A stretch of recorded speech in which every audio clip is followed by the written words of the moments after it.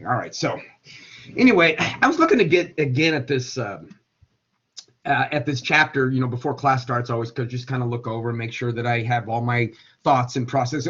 I tell my wife I need to get into the zone right before lecture. So I always spend a few times, a few minutes looking over the lecture just so I'm in that thought process. Forget about all this other mess I have to do, administrative and all the stuff I have to do, other things in my life. I just kind of focus on this. And I was remembering how telling you guys yesterday about my dad being into codes and all that sort of stuff. And what I remember, what I forgot to tell you, but what I really remember is how quick he was at it, man. It was amazing. He could take these long cryptograms, which is that mixed up letter stuff I was telling you about. And he would sit there in the morning, drink coffee with my mom. My mom always got up real early, and my dad had to go to work early in the military. So he would sit there in the morning while drinking coffee, talking to my mom, and have the newspaper with me eating breakfast. We're all talking, and he'd whip through these things. So he's doing all that. He's really amazing at it. So it's really sort of been interesting to me when I talk about this subject throughout the years. It always kind of really reminds me of my father and his ability to just figure out that kind of stuff. If you don't know what a cryptogram is, look them up online. They're really kind of interesting. It was something I could never do. Certainly I could never do it at the speed he could do it. But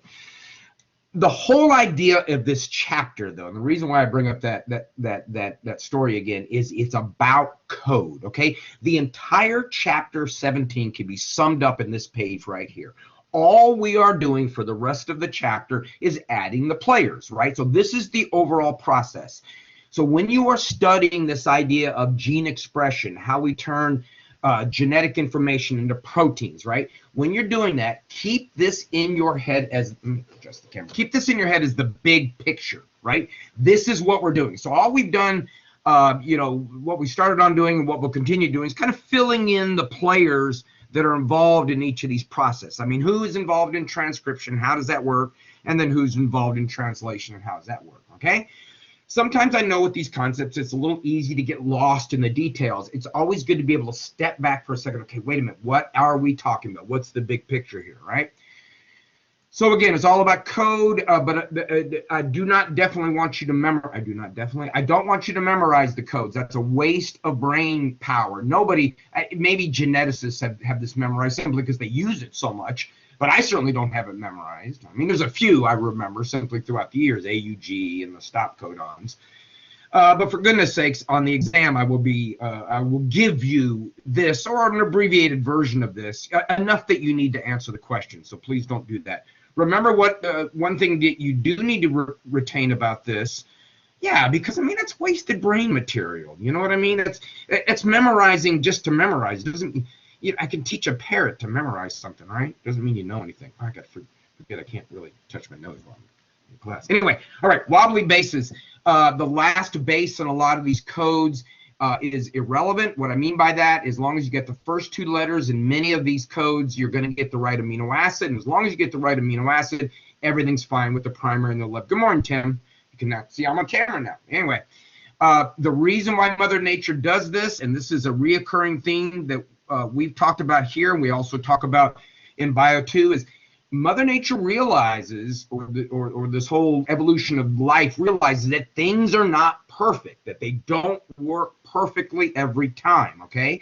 So there's a little bit, like I was saying, there's a little bit of a fudge factor built in. So I always think that's kind of cool that Mother Nature accounts for probability herself, right? Mother Nature says, oh, it's not always going to be 3-to-1 like in Mendel's work. And in this situation, Mother Nature says, wow, you know what? The shape of a protein is so important. I really don't want to screw this guy or this organism because one letter in the third base is off, right? As long as you get the same amino. Now, that's not always the case, right? If you look up here, right? You see, in that case, you got a 50-50 chance. All right. Any questions on that? All right, so we start off with transcription, and transcription, again, folks, if you want to sort of get the idea of commonality here, transcription is DNA replication. When we talked about DNA polymerase making copies of DNA, you remember in the previous chapter, right? RNA or transcription is just RNA polymerase doing the same thing. Good morning, Wyatt. It's the same exact process. You're going to unzip the DNA, you're going to make a bubble, and then you're going to match it up using Chargaff's rule. That's what's going on down here in this little bit, this thing called an RNA transcript. We're making a piece of messenger RNA. Remember, it's messenger RNA. And all we're doing is we're creating that using DNA as a template. So if there's an adenine on the DNA, RNA polymerase is going to attach, not a T, remember, but a uracil. And if there's a cytosine on the DNA, then RNA polymerase is going to attach a guanine, right? So it's going to read the code, and it's going to move on through until it reaches a stop codon. Remember, our stop code says, okay, stop, we're done. And in this particular case, since the RNA polymerase falls off, then we can only assume this piece of DNA is coding for one gene, right? One gene. All right. Remember that the way this works is there are things that enhance RNA polymerase binding to it. It's all chemical, folks. So these TATA boxes that we were talking about, these things called transcription factors. They're proteins, okay? They're proteins. And what they do is they bind to TATA boxes. Now, they bind again for chemical reasons. Remember, let's not ever get in this idea that there's some guiding force in this other than just purely chemistry. And then the binding of the transcription factors actually encourages RNA polymerase where to bind. Not only, I know you think, what, encourage a molecule? It increases the probability that RNA polymerase is going to bind at that spot. And that spot, that TATA box, is right before the start point, okay? So the TATA box is signaling to the transcription factors, and then when the transcription factors bind, the RNA polymerase goes, where's that start point? Oh, there it is, right? It just basically maybe highlights the area that you want RNA polymerase to attach. Now, why would it be so complicated? Well, first you got to get the transcription factors, and then you got to get the RNA polymerase. Well, you'll see a little bit later on that those transcription factors can control whether you're going to transcribe that piece of DNA or not, right? It's all about chemicals and concentration of chemicals. So if you have a lot of transcription factors, then that means there's a very good chance RNA polymerase is going to bind there. And if you don't have a lot of transcription factors, then the opposite, right? Right? It's all about quantity and how these things all work. Very cool.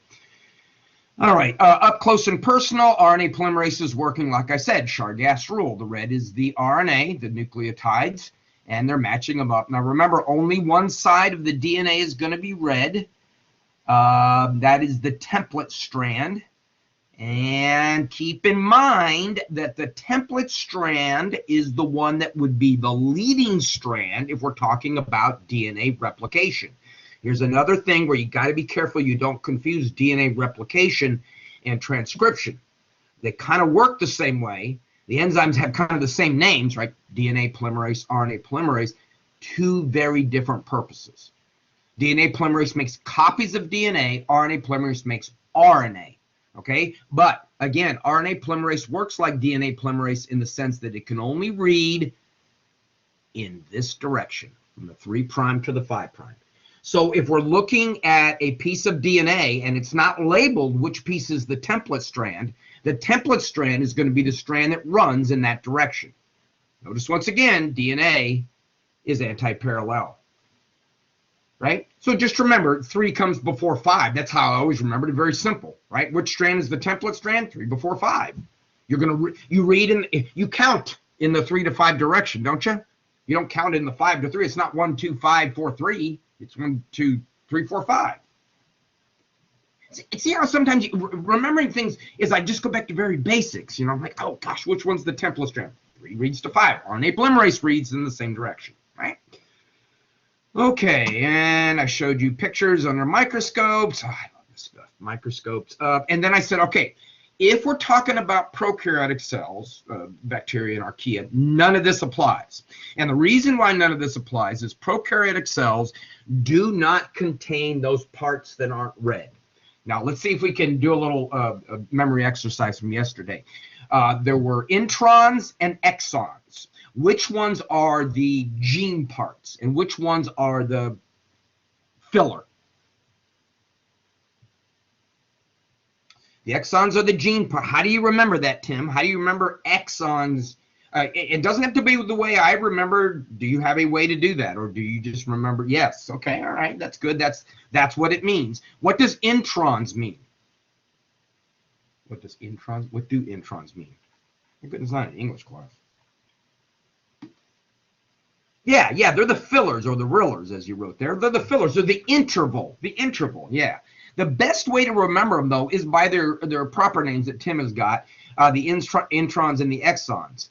Because if you say introns and exons, you almost psychologically go with the introns are included and the exons are excluded. Now remember, that's not what those words mean, okay?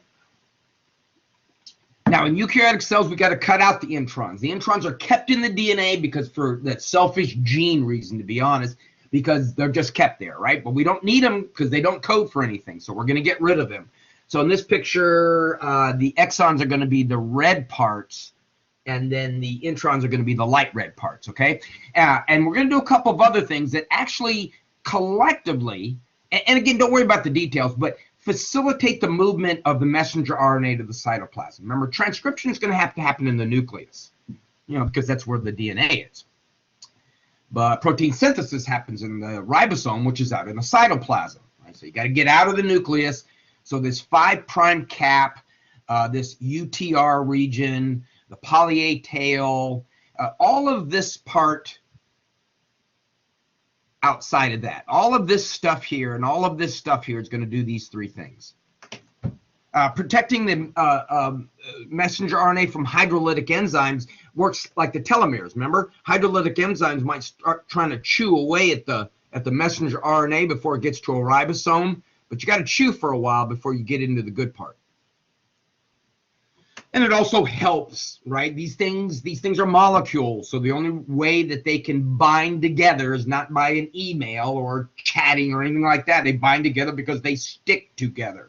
So something about the chemistry of these things that are added on is going to enhance them sticking to a ribosome, which is where they got to get to anyway, right? Okay, so we got to modify the ends. We got to get rid of the introns. Basically, it's something called a spliceosome. Right? A spliceosome is a protein that actually moves in and recognize. Remember, I told you that introns are oftentimes just repeating letters. Like A, sometimes introns will be G, G, G, G, G, G, G, G, bunch of G's, and the other side, of course, is a bunch of C's. But for whatever reason, the spliceosome can recognize those. And basically what it does is it pulls the messenger RNA together and then makes a loop out of the introns and then cuts it out. Okay, and it's going to have to do that obviously up here above twice. So it did that here, and it did that here. Now, if you're wondering what those numbers are, those are the base pairs. Base pair 1 through 30, then base pair 31 through 104, and then base pair 105 to 146. We're skipping the base pair numbers in the introns because they're going to be gone, right? So we cut out the introns, stick it back together, and guess what? Messenger RNA is now, or pre-messenger RNA is now messenger RNA, and it's shorter, obviously. We've cut out the junk. Again, the reason why prokaryotes don't do this, the reason why prokaryotes don't engage in this particular part, oh gosh, not all prokaryotes. Anyway, most prokaryotes don't, is because most prokaryotes don't have introns. In other words, there's no filler in prokaryotic genetics. I always have to hedge my bets in science because when I say it's not all prokaryotes because there's so much variability out there. There's some prokaryotes out there that can do some really, really sophisticated stuff that you wouldn't think a single-cell bacteria can do, right? Okay, so I mentioned to you that those start and stop codons would be really beneficial for knowing when to, you could use them on one long chain of messenger RNA to code for lots of different proteins if you separated them by those start and stop codons.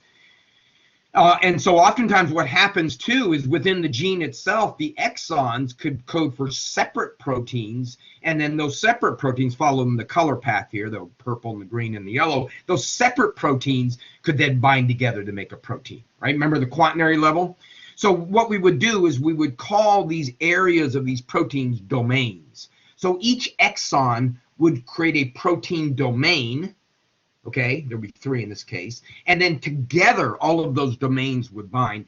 Think about domains as being subdivisions within a city, right? Or a town, right? They would be areas. And just like in subdivisions, there would be groups of houses, obviously in groups of people. In domains, that might be an area of the protein that performs a particular function. or maybe my analogy of subdivision is not good. Think about a city with different manufacturing areas. You got the power plant area, you got the area where where food is processed, or I don't know, I'm making this up. But anyway, different areas of a protein can have different domains of a protein can actually do different things. Protein's very complicated, right?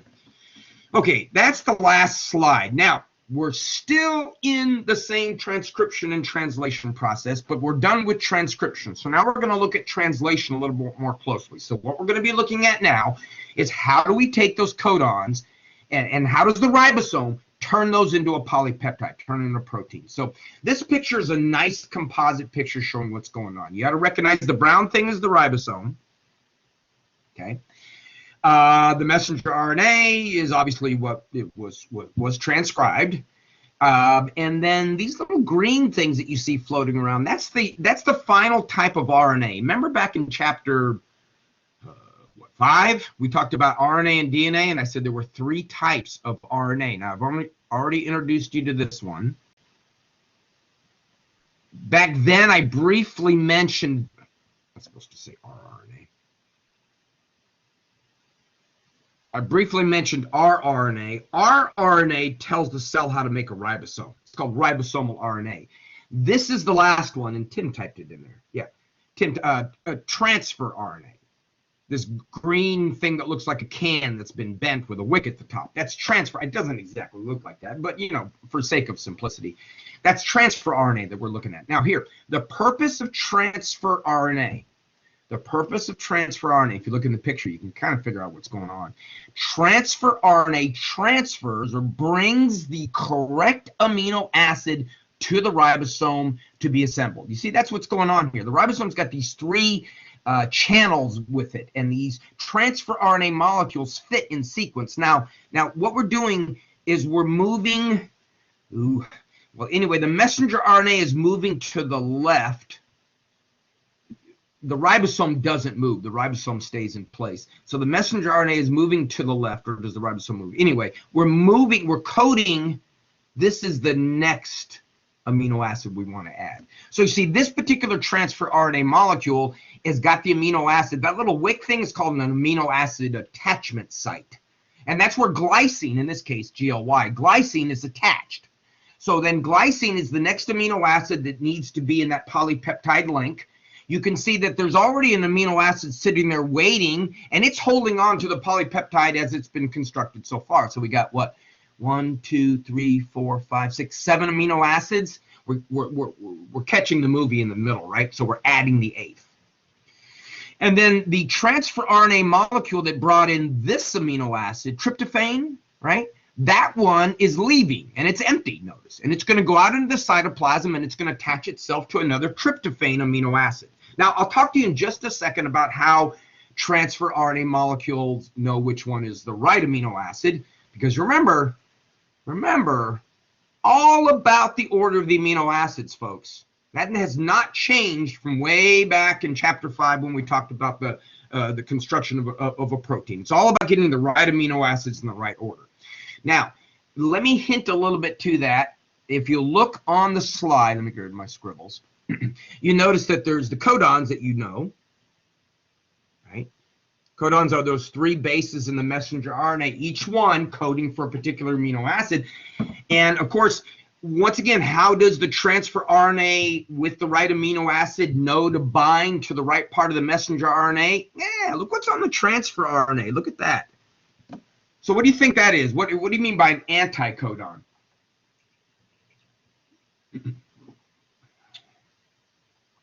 You can look a little bit closer at the letters. That might give you a hint of what we mean by an anticodon. There you go. The opposite. So take a look at that codon there, the ones that's getting ready to be bounded to. Yeah, it is. Isn't that cool? GGC, right? So that's the codon.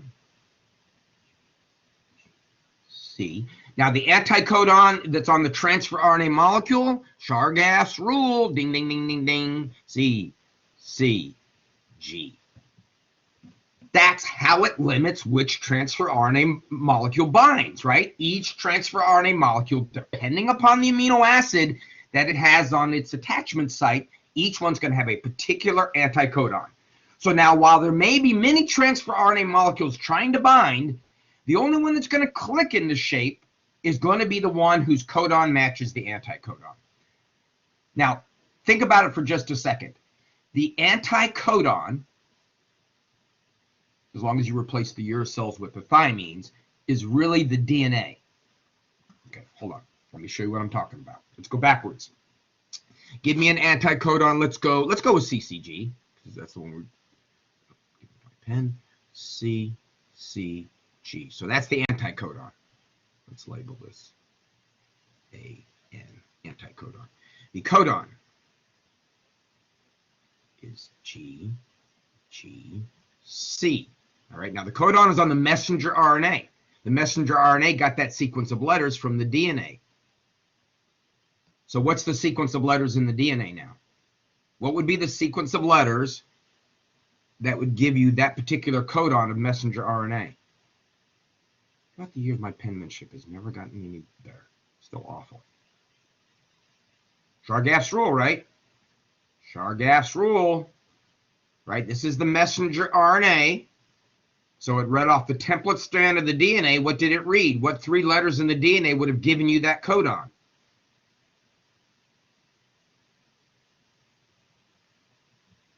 Perfect. And notice, aren't those the same? Now, the only difference would be, of course, like I said, with thymine and uracil, right? Because wherever there would be a thymine in DNA, of course, then it would be translated as a uracil, an RNA. But yeah, you don't see? All right.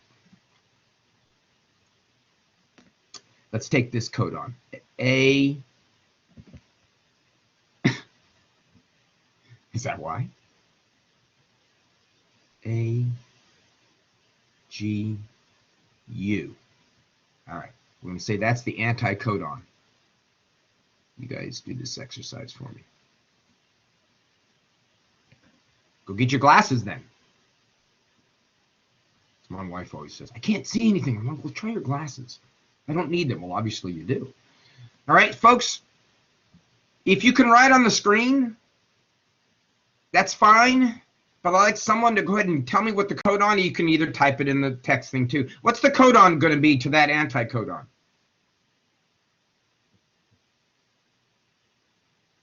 Tim, look at that again. A codon is on messenger RNA. There we go. All right. That's on the messenger RNA. What was the sequence of letters on the DNA that gave rise to that codon on the messenger RNA? AGT. That is correct. AGT. All right. Now, once again, as I said, the only difference is when you encounter that thymine and uracil. You wouldn't put a U for DNA. DNA does not have uracil. And you wouldn't put a T for the anticodon or for the codon, because in messenger RNA you don't have thymine, you have uracil.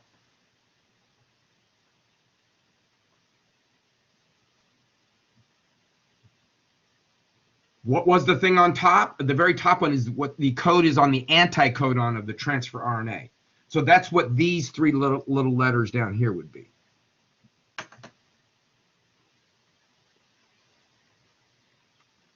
We good?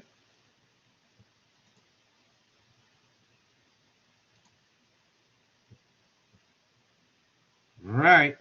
Now let's take a look at transfer RNA molecule a little bit more closely. As I said, it doesn't look like a can bent like that, but we've just made that easier, you know, for the artistic aspect of it. Transfer RNA molecule on the left is what it, well, this is what it really looks like it in 3 dimensions. But it always kind of looks to me like it's a,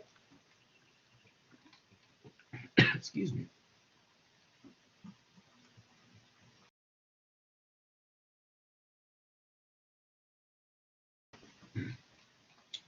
I think I'm getting a little bit of allergies myself, maybe. All right, but it looks to me like a 3 subdivisions, right? 3 circles, 3 subdivisions here, or 3 cul-de-sacs in a subdivision. Anyway, 2 things I want you to pay attention.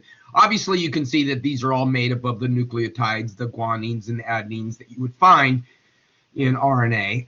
But specifically, pay attention to that. And of course, we've already talked about that. Here it is on the real molecule. There's the attachment site. And then, of course, we've just simplified it to that. All right? Everybody good with that?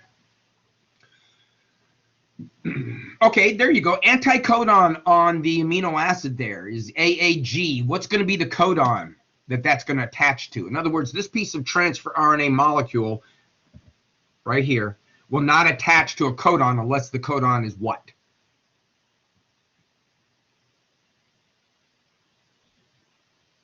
Remember, it's RNA, not DNA. Codon is RNA. Anticodon is RNA. So it's not going to be TTC, UUC, right? Right, Beth and Lindsay? Yeah, that's right. Okay. All right. Now, how does a transfer RNA molecule with a particular anticodon know that on the other end, where the attachment site is, how does it know that it has the right amino acid? If each codon, think about it, if each codon in that code table codes for a particular amino acid, then that means each transfer RNA molecule with a particular anticodon has to have bound at the other end, that attachment site, a particular amino acid, right? If that isn't the case, then this whole sequence of amino acids and protein structure goes out the window. You got to make sure that whatever the anticodon is, you got to make sure the right amino acid attaches to the other side. Now, how do they do that? Well, when they meet each other, they ask each other. Well, no, of course not. It's an enzyme that does it, folks. For example, if we wanted to make sure that the amino acid tyrosine ends up on the right transfer RNA molecule, this is the anticodon for tyrosine. Now, what that means then is the codon for tyrosine would be UAU, the opposite of that, right? AUA is the anticodon, codon's UAU, right? And if you look it up on the table for UAU, you're going to find the amino acid tyrosine. Okay, now here's how it works. It's all about enzymes. There are active sites in enzymes that only allow things with the right shape to bind. The enzyme that's going to attach tyrosine to its proper tRNA is called tyrosyl tRNA synthase. That's what it does. It's an enzyme. And guess what it synthesizes? It sticks those two things together. See, we're moving from the top to the bottom. Energy is involved. This is an endergonic reaction because you're building something, and the enzyme then uses that energy to attach the amino acid tyrosine to the proper tRNA. Now, proper because of shape. Tyrosine has a shape that's going to fit into that part of the active site, right?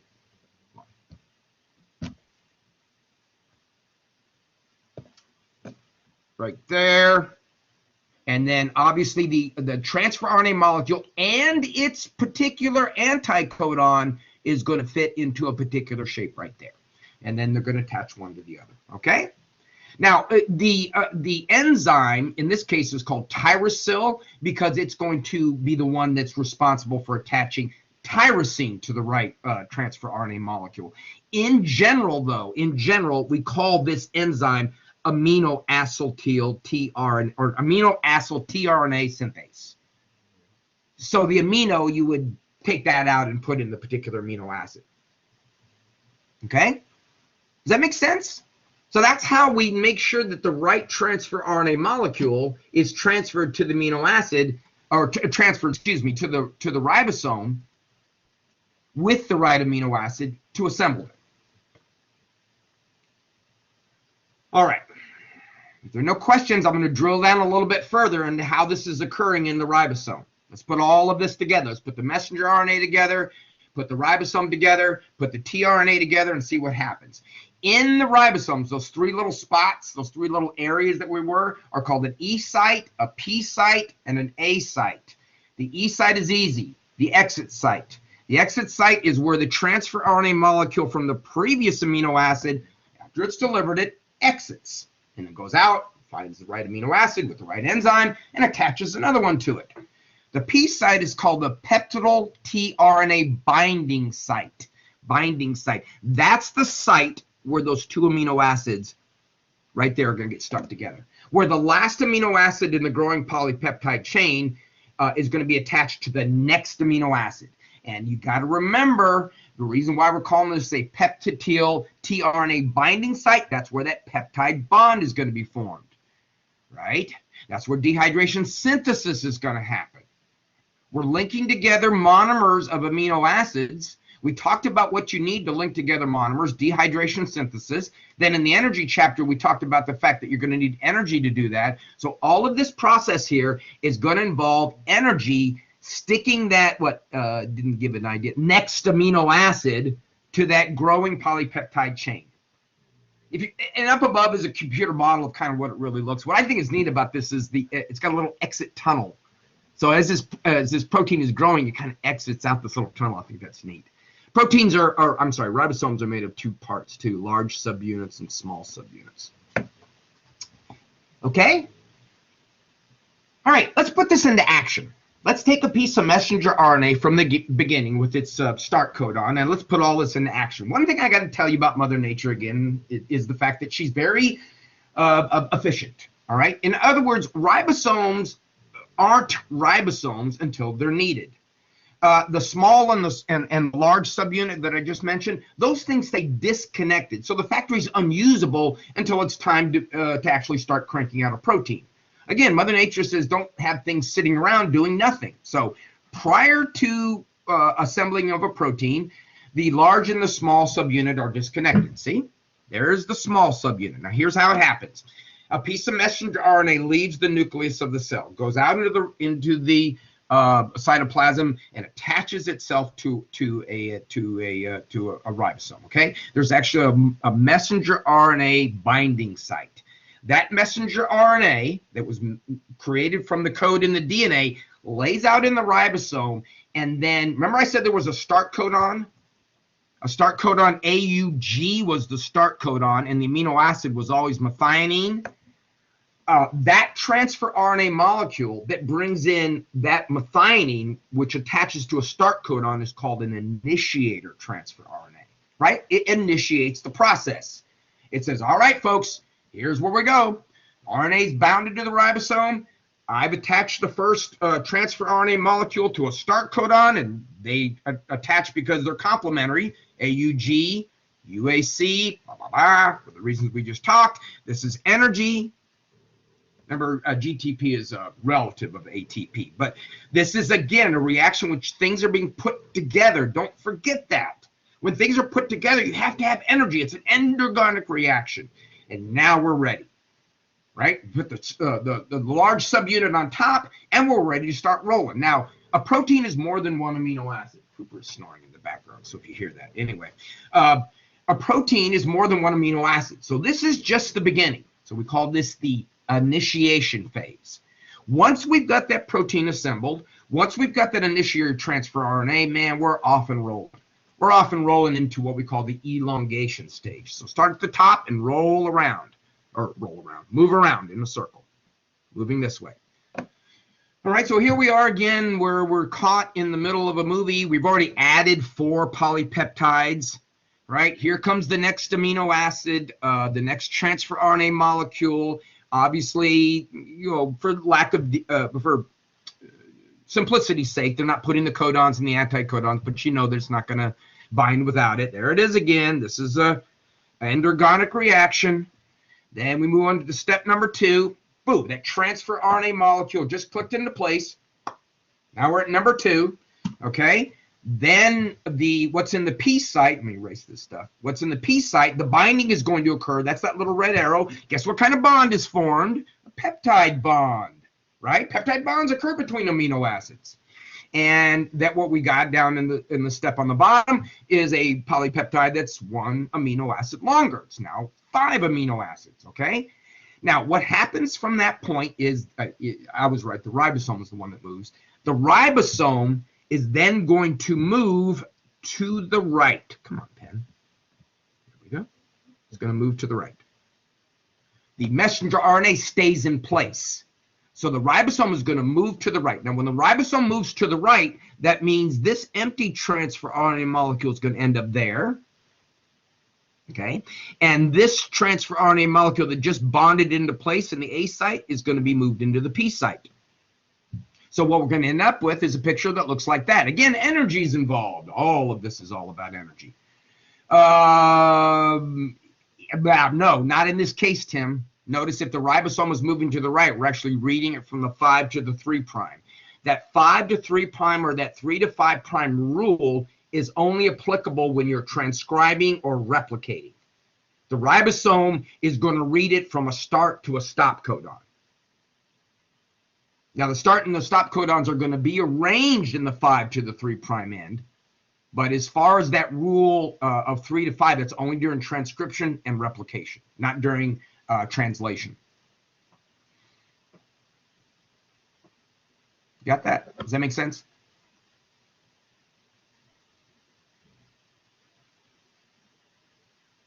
Cool. And then in the last picture there, that's what you end up with, right? What was in the A site's now in the P. The one that was in the P site exits, goes out and finds another amino acid, and we go back into the circle again. Wow, around and around and around. Now, how many times does this go around? As many amino acids as the protein has. If the protein is 1,000 amino acids, this is going to happen 1,000 times. Very quickly, though. Doesn't take long for this to happen. Now, we do eventually get to a point where we're done. We get to a stop codon. And when you get to a stop codon, obviously the message is being relayed is that we're done. We've made this protein, this 1,000 amino acid protein. So let's take a look at how that happens. It's really kind of interesting. When you reach a stop codon, when a ribosome reaches a stop codon, one of the 3 that are there, and they print them again for you, there is no transfer RNA molecule with the correct anticodon. There is no transfer RNA molecule that will bind to one of those stop codons, okay? But what will bind to it is another molecule called a release factor, that little yellow thing. And when the release factor binds, that's the signal to the ribosome, to that last transfer RNA molecule, to the polypeptide or the protein, to the messenger RNA, to all fall apart. Add some energy in order to do this, right? Because you're changing things. And boom, all of this falls apart. The large and the small subunit go their ways. They'll bind. There's the exit tunnel. Cool. They'll bind back again when it's time to make another protein. The release factor goes its way. And the protein goes off and does whatever job it's supposed to do, right? That's the whole purpose. It might be an enzyme. It might be a structural protein. You know, it might be any of the proteins that we've talked about so far. Hemoglobin or something like that, right? Very simple when you think about it, right? Now, one of the easiest ways, I think, to study for this is to kind of draw this out. Very simply and very easily draw out a ribosome, draw out the process, draw out what's happening. Remember, the whole process involves 3 basic steps. There is the initiation, right there. There's the elongation, which happens X number of times. And then there's the termination.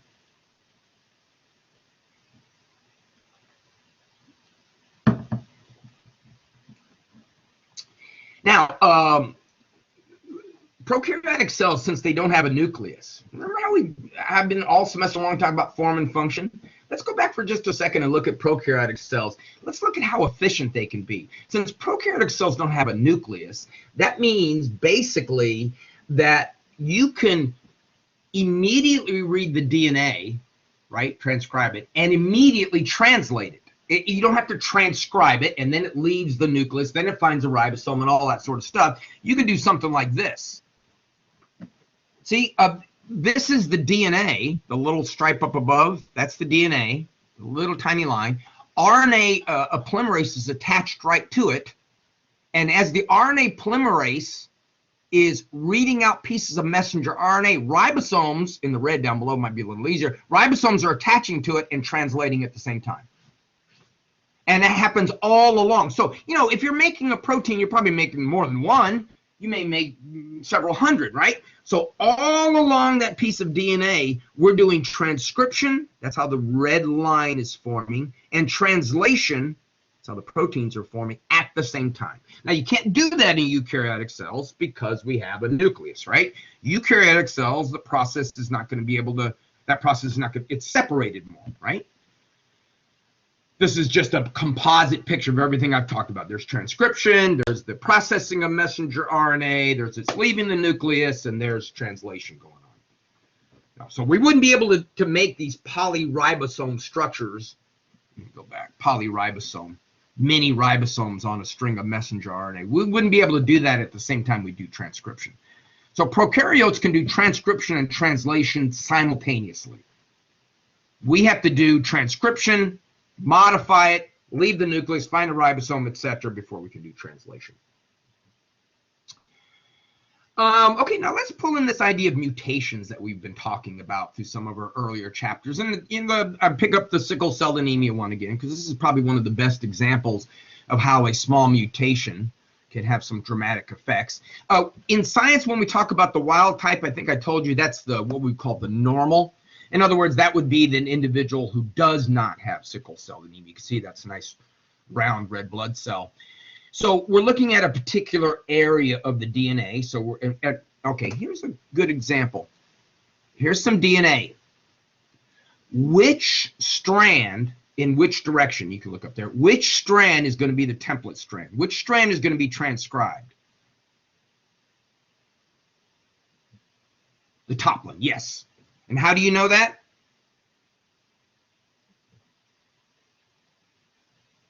Three to five, there you go. So this is just the strand that kind of keeps it in place. This is the strand that's going to be read. And if you're in this particular case, you can see that obviously that's what happened there, right? The cytosine and guanine, thymine to an adenine, cytosine to a guanine. And that particular codon, if you looked it up on that table, would give you this amino acid in that spot. Was that glutamine? Or no, glutamic acid, excuse me, glutamic acid. Obviously, there's proteins before and proteins after, but the reason why sickle cell anemia is a very classic example of a mutation, it's a point mutation. It occurred at one point, one base pair, I always tell everybody, y'all are just one letter away from having sickle cell anemia, because look at the person on the right who has sickle cell anemia. That's second a base, instead of being a thymine, is an adenine. And that changes the messenger RNA. And remember, the bases are wobbly on the third base, not on the second base. So on the second base, if that gets changed, there's a very good chance you're going to get different amino acid. In this case, you get valine, right? Different amino acid. Now, the order of the amino acids is important. The recipe is important. All that stuff we talked about. So you just changed one amino acid. Does that mean you're really going to have a problem? Well, in some cases, no. For example, if valine and glutamic acid were both hydrophilic, you still get the same property, right? Being hydrophilic or hydrophobic. Okay, but if for some reason you switch to hydrophilic for hydrophobic, you're going to affect the folding of the protein, and that's what happens here, right? The correct or the wild type glutamic acid is polar, hydrophilic. Polar, hydrophilic. It's attracted to water. When the valine gets substituted because of a mistake, what you've done is you've substituted a hydrophobic amino acid in the place, a nonpolar. So it's going to do the opposite. So where in the normal hemoglobin, this part would be attracted to water, in the abnormal hemoglobin, this part is actually going to be repelled by water. It causes the protein to fold differently, folks. That's what it does. Specifically, the two beta proteins in hemoglobin. See, hemoglobin, remembers the quaternary level, so there are four, I can use the word, four protein domains, alpha 1, alpha 2, and then the two betas. Those are the two domains. The mess up that occurs is in the beta domains, the two beta domains. When you put the wrong amino acid in that place, it causes those beta domains to be very sticky, and they stick together. And they're not supposed to stick together. Hemoglobin is the protein that carries oxygen and carbon dioxide. But they stick together and they form these long fibers, and what that does is that distorts the shape of the cell. And not only is it anemic, lower oxygen levels, but it's also a problem because those kinds of shaped cells don't flow very well through capillaries. Round red blood cells roll through capillaries, kind of, so they can move through all these areas. These guys tend to get more jammed up and cause blood clots and things like that. All right. Kind of a final little discussion about the different types of mutations. So again, for reference at the top, the wild type or the normal sequence of the letters is going to be the DNA template strand. So we got TAC, TTC, etc., right, all the way through. And messenger RNA, and then a protein. Now, this is a good example of what you might see on the exam. I might ask you to do that. I'll give you a piece of DNA. You have to know which side is the template strand. You have to know what the messenger RNA is going to look like. And then you got to use the code table I'm going to give you to tell me what the amino acid sequence is going to be. I also do it the other way around too. I also give you the amino acids and make you trace it back the other way. So practice doing that a couple times. All right, but let's see what happens when you put in a mutation. All right, first type of mutation is known as the nucleotide pair substitution. It's very simple. One letter gets substituted for another. So in this particular case, the guanine that's supposed to be there, where you see A instead of G, has been replaced with an adenine. And because the guanine is there, now we have a thymine on the other side. But more importantly, in the messenger RNA, that changes the code.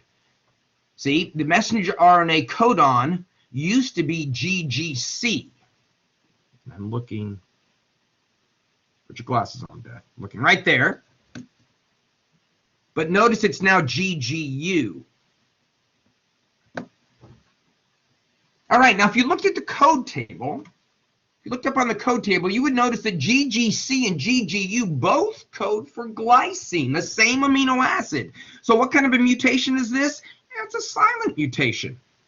So while silent mutations can include those that occur in the junk parts of your DNA, silent mutations can also be those that have no effect. This has no effect.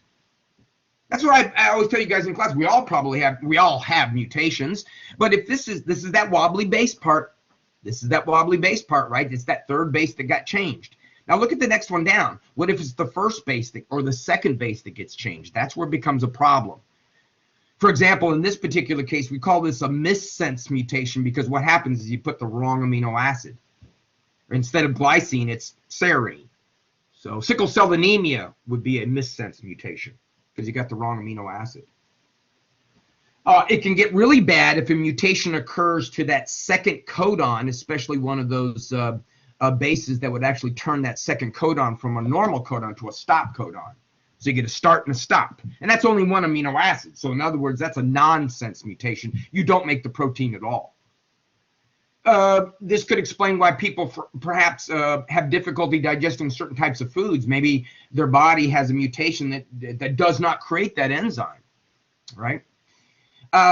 Probably one of the worst set of types of mutations could be these that occur up here.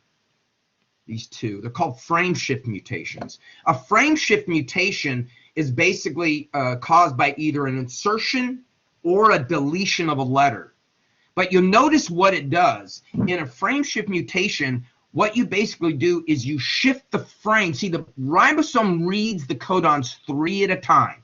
So it reads AUG, UAA. That's a start and a stop codon. So again, that's a nonsense mutation, but it's a frame shift mutation because what you've done is not only have you screwed up that first amino acid, but if you look at the second example, if you don't end up just making a stop codon, you've shifted the frame so that every amino acid from that point forward is screwed up. Right? In this particular case, what we do is we remove a letter, remove an adenine. It could have been if we've added one or either way, it depends on where the mutation occurs. In the first example, it just happened to occur in that first codon, so we got start and stop. In the second one, it occurred a little bit further down. So that means leucine is wrong, supposed to be phenylalanine. Alanine is wrong, supposed to be glycine. Every codon, and this was a messenger RNA that had thousands of codons, and this happened at codon number 3, you screwed up everything down the road, haven't you? It's like misbuttoning your shirt. A button shirt, you you screw up that first button, then, it's like first thing in the morning, the lights aren't on yet, you're getting dressed, you put it, and oh man, there ain't nothing you can do. That whole thing is messed up. You got to totally unbutton it, don't you? Yeah. So what does that mean for the start and stop codons down the road? Those are all messed up too. Everything has been shifted, you're right? Because the codon or the ribosome reads them 3 at a time. It doesn't know there's an extra one. It doesn't know there's one missing. It just reads them. So if there's one missing, it just knows, okay, I just read them 3 at a time. You could also have an entire codon missing too, by the way. So if you have an entire codon missing, like AAG, like in the last one, then you basically are missing an amino acid. Now, questions about whether that's going to be bad or not, or even sometimes good, because mutations can be that way, would depend. It would depend on how much you change the shape of the protein, you know, whether you affected its ability to be effective, to do its job, or whether you rendered it useless. It just kind of depends. Okay, now I said the codon missing, but the codon's missing because the mutation occurred in the DNA. All of these mutations are going to occur in the DNA and then get translated through or transcribed through. All right, does that make sense? Okay, all right, it's 9 o'clock. I need to do chapter 18, but I think I'm going to whittle that down a little bit, because my idea is I want you guys to have a good long time to get ready for the lab practical. So I think what I'm going to do, and I'll post an announcement for this, I think I'm going to do what I need to do in chapter 18, finish up the lecture for the semester, and then I will just see you guys at 9:30 for the lab practical. Now, I will be on campus well before that. I'm usually on campus around 6, but I will be on campus before that. And if you have any questions about the lab practical or need to go over anything with that, or the test the next day, come and find me. I'll either be in my office or I'll put a note on the door. I'm probably down in the lab, okay? Come and find me and let's talk, so we can use that time that we usually would have class, you know, from 8 to 9:20 as a study period. And again, I'm going to go ahead and post all this, so don't do that. So bottom line is now, class will start tomorrow at 9:30 with the lab practical. I will be on campus early if you have any questions. But I now want to go into chapter 18 and do the part in that I want to discuss. So let me get that loaded. Is that good with everybody? Everybody understand what I'm saying? Yeah, sometimes when I think I say, yeah. Gives you a little bit more time just to kind of go through this. And again, I'll be on campus early, so by all means, come and see me.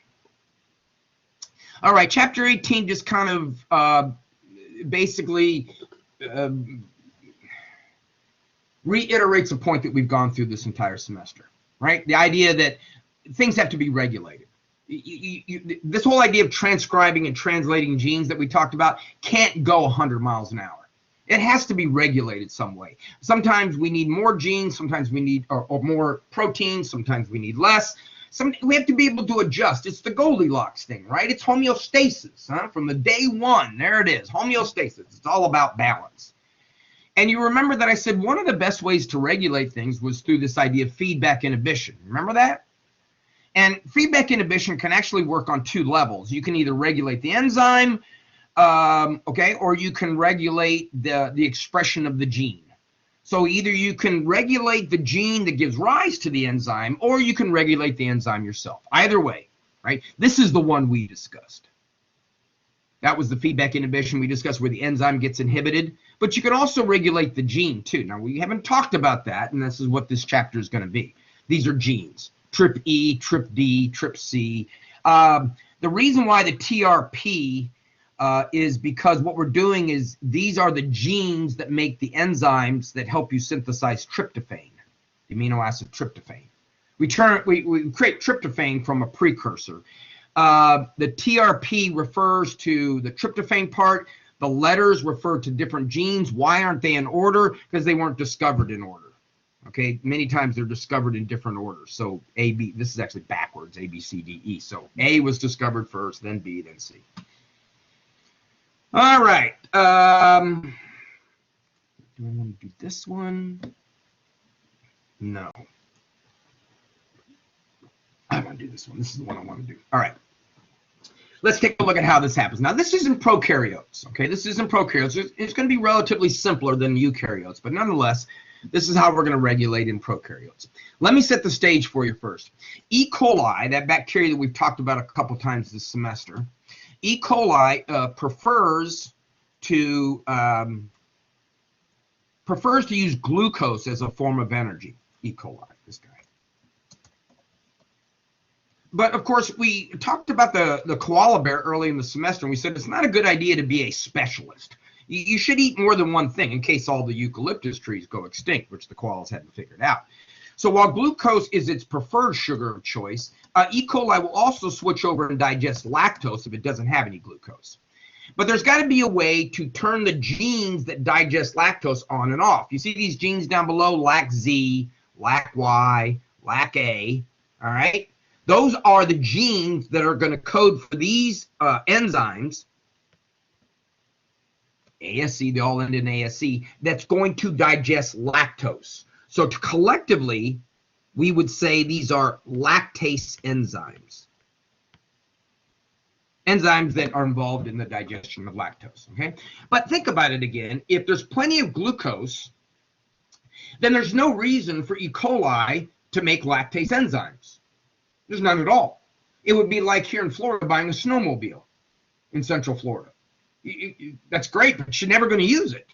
So why would you make lactase enzymes if you don't have lactose to digest? Well, then how does the body know this, or how does the organism know this? Well, let's go up top first now. Let's go up top. This is something we call an inducible operon. Now, what is an operon? An operon is a sequence in the DNA that controls a function.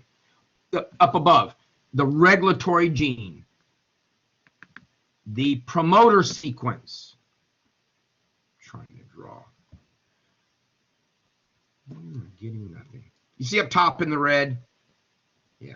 The regulatory gene, the promoter sequence, the operator, the on-off switch, all of these things, the repressors, all of that together is the operon. It's the collective unit that does this, all right?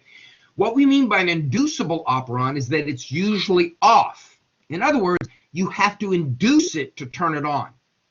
You have to do something to it to make it turn on. And what you have to do as far as inducing this is you have to affect something called a repressor. Now, what this inducible operon is going to do is going to turn on transcription. This is what we usually find in catabolic pathways, pathways that are responsible for building up molecules, okay? So let's take a look at what tearing down molecules. Let's take a look at how this works. Okay, RNA polymerase, right up here at the top. And I'm sorry again, my pen is not working. Anyway, RNA polymerase is going to read through the regulatory gene. All right, it's going to read through the regulatory gene, and when it does, it's going to create a piece of messenger RNA. Now it's working. Now, that piece of messenger RNA has a specific purpose, though. It's not going to be involved in making those lactase enzymes.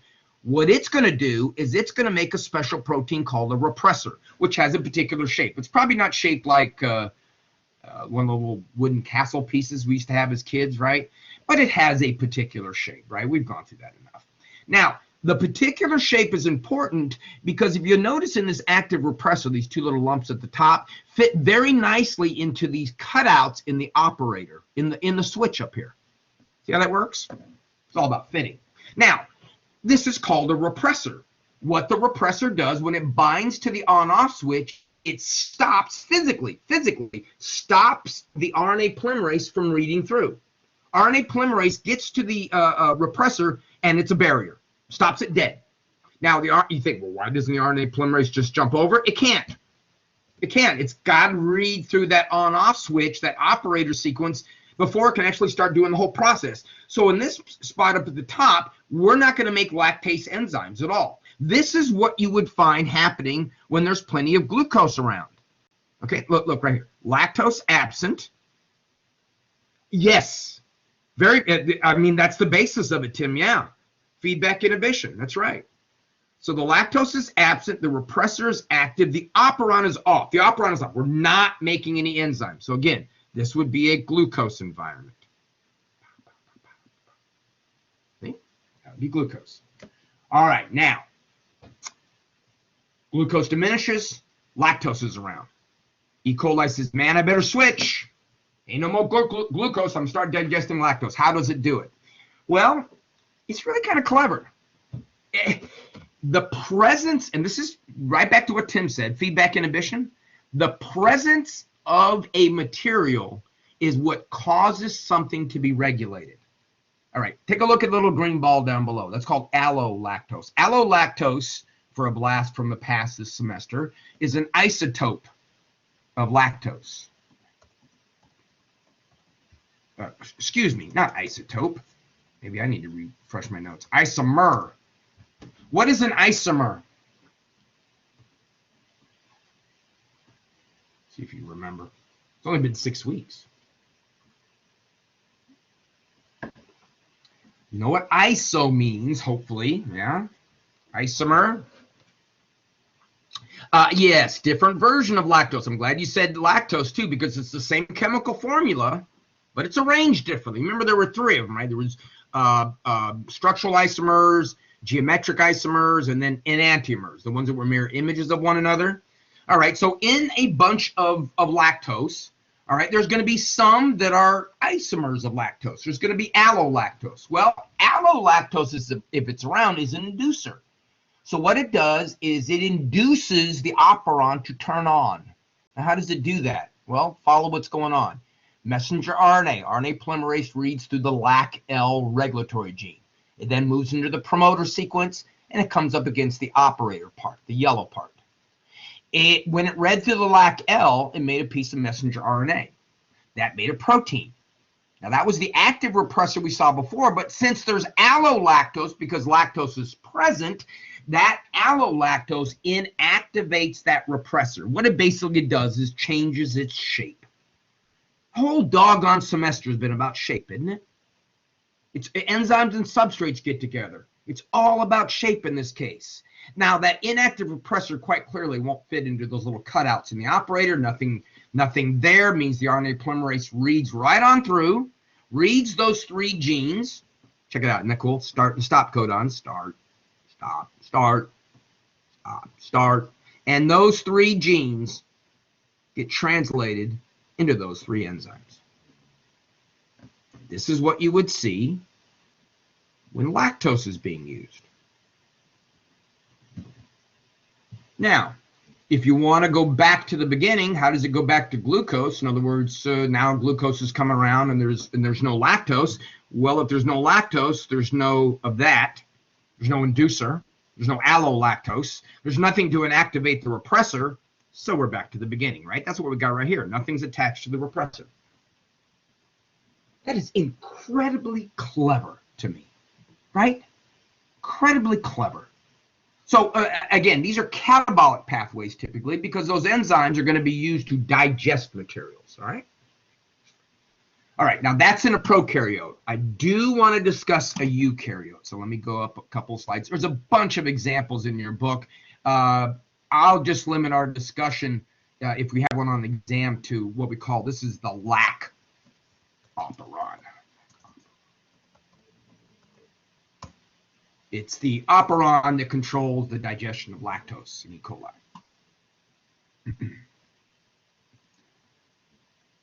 All right.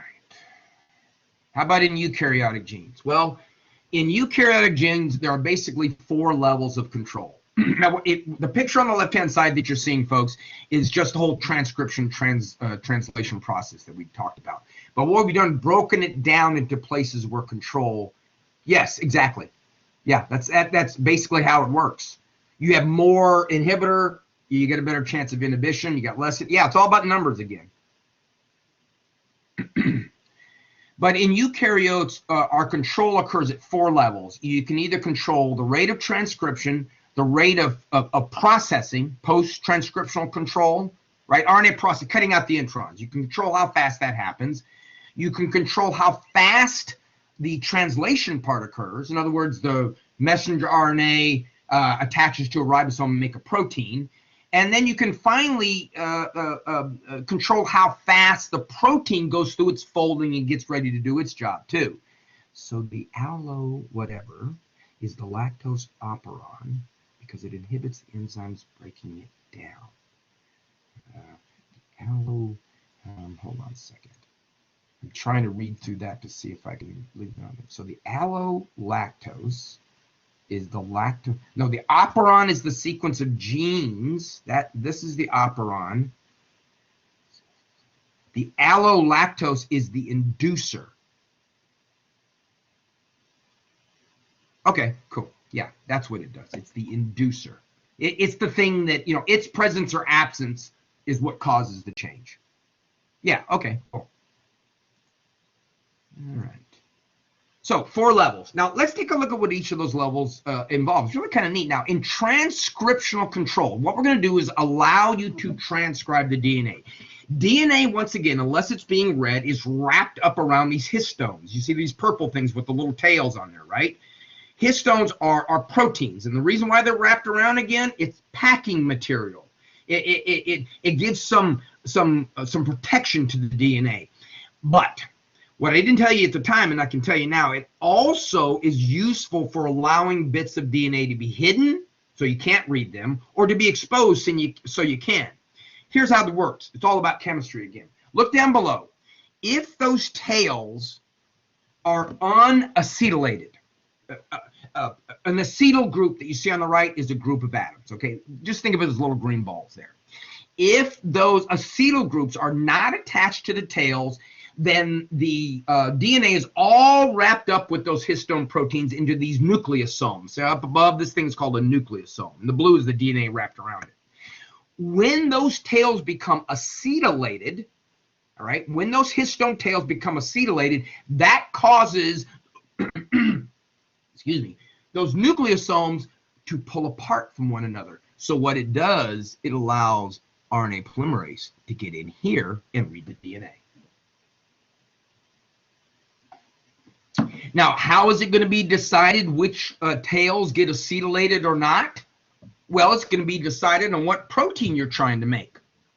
All right, so those tails are going to have those little green acetyl groups attached to them only because right now we need to read that DNA to make a particular protein. So what we talk about in transcriptional control is that these histones, these proteins that protect the DNA, also allow you to get into the DNA or keeps it wrapped up. See, you can't transcribe DNA when it's all wrapped up in here.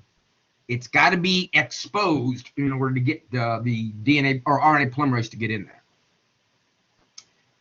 This is, again, like tearing into something when you're a kid, like how it works. I always find this stuff really fascinating, right?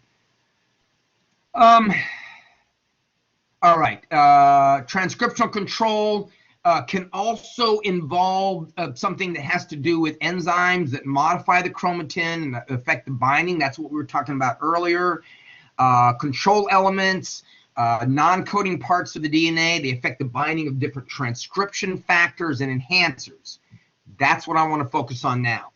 Every gene in your body, every cell in your body has every gene that every other cell has. So the cells in your heart, your cardiac cells, have genes to do cardiac function, but they also have genes to do liver function, or genes to do eye functions or brain functions. But they obviously don't turn those genes on.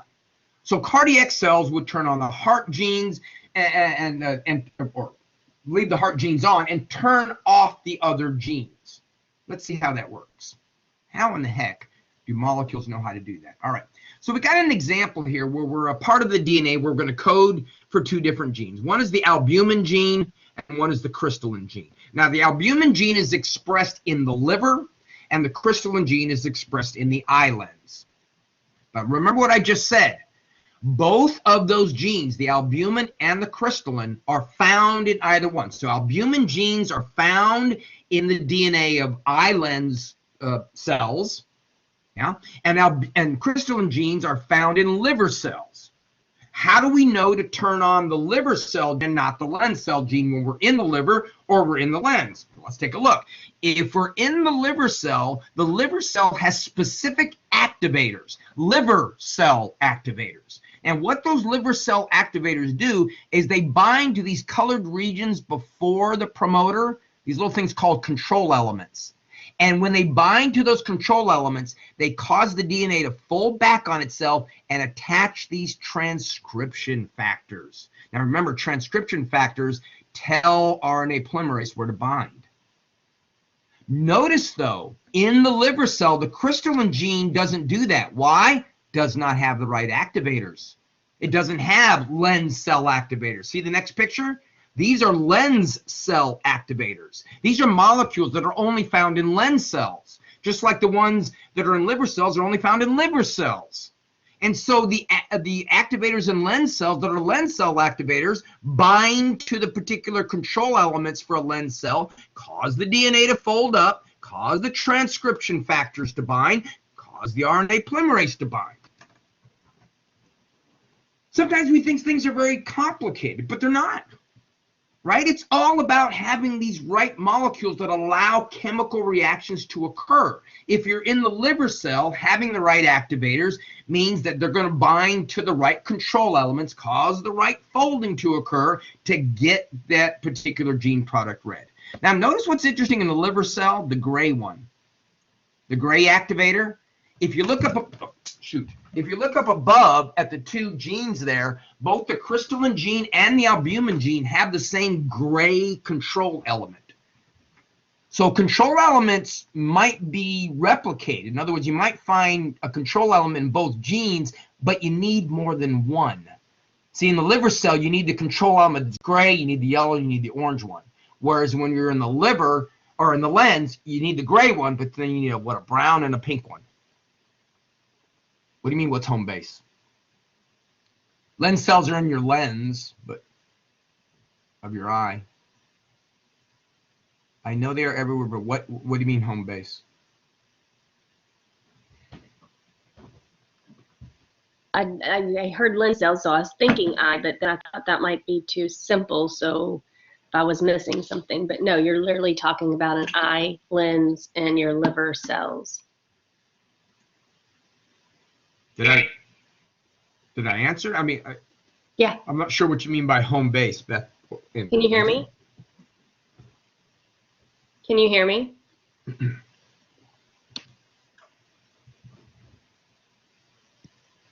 Can you hear me? Okay, he can't. That's all right. I'll turn it off.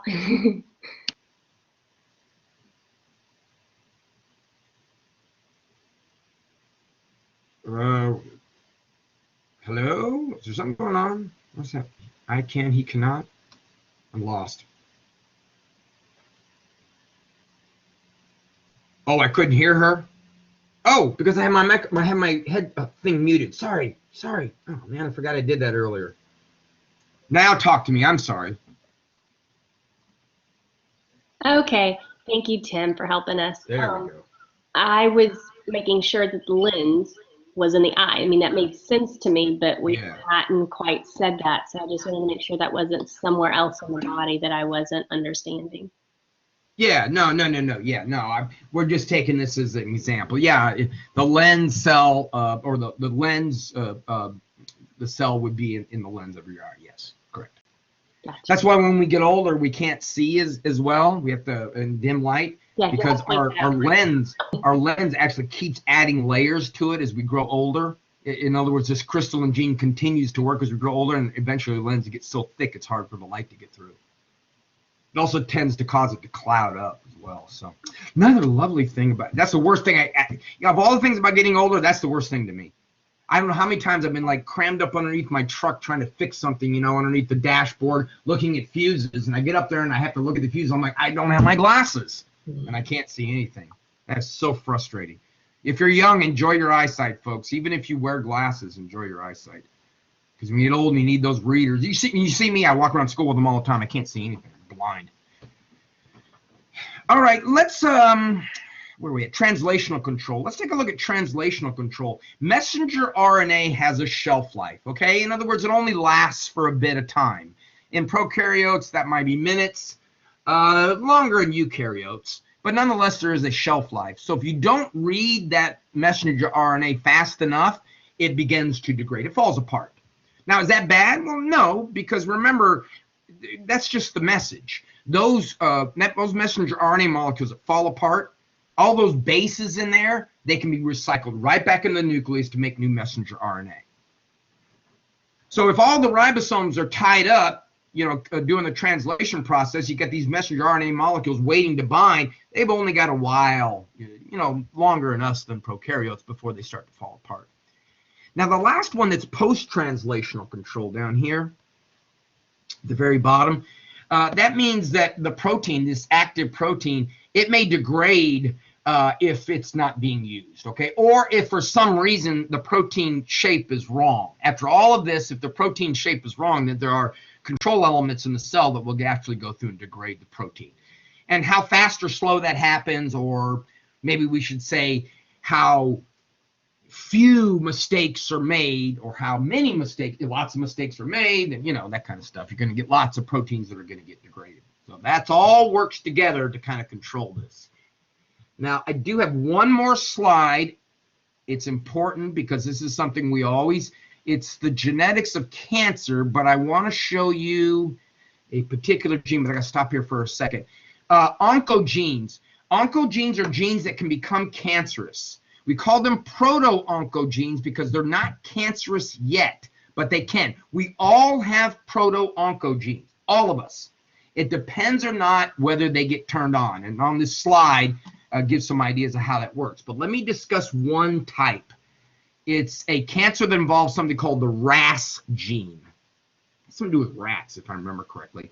But here's basically how that works. What we're doing here is we're talking about a protein that stimulates the cell cycle, cell division. Remember, cancer is just an overgrowth of cells. Typically what happens is a growth factor, nutrients, those kinds of things, would signal to the cell that there is enough growth, there's enough nutrients to go ahead and make a new cell. We talked about that in mitosis, remember?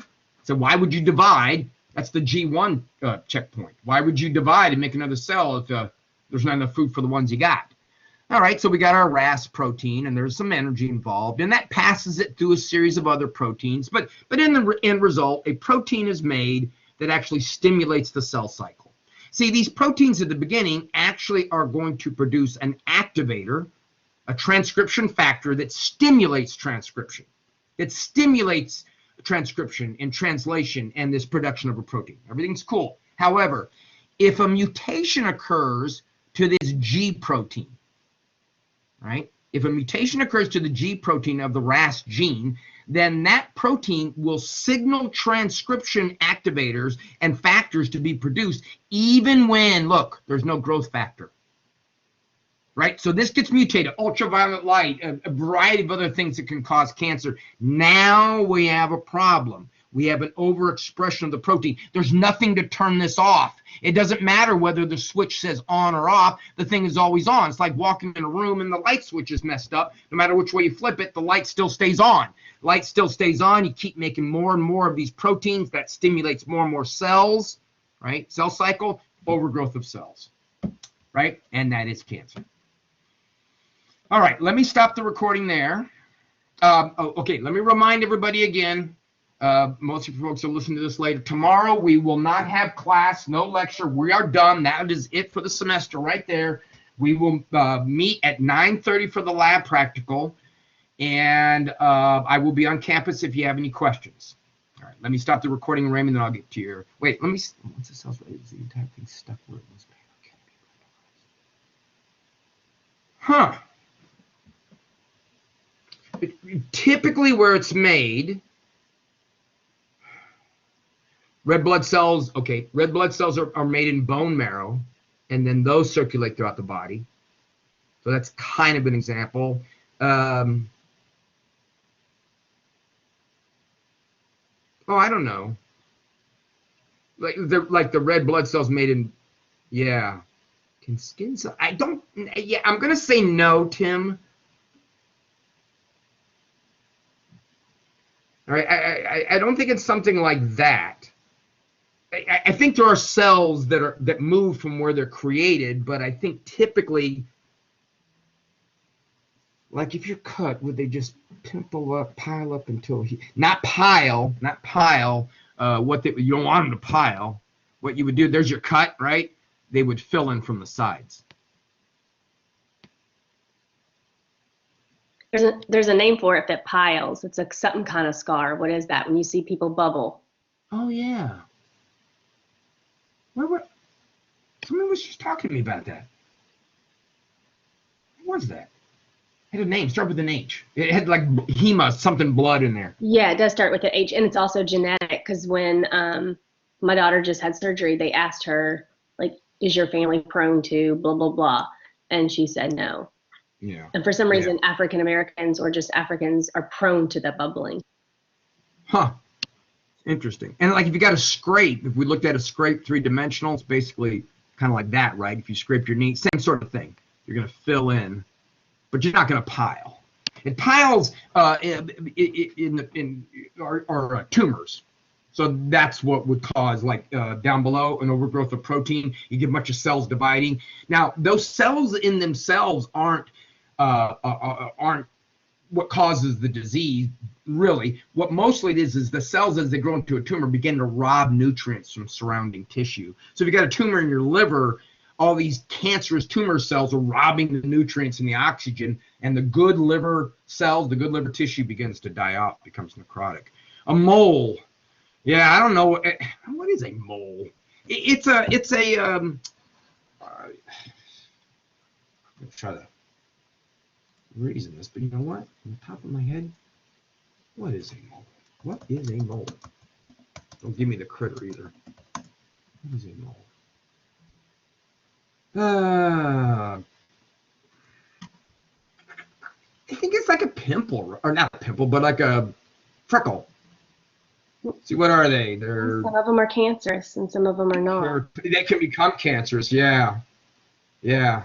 Well, Nice, Tim. People with freckles are prone to cancer. Let me turn the recording on.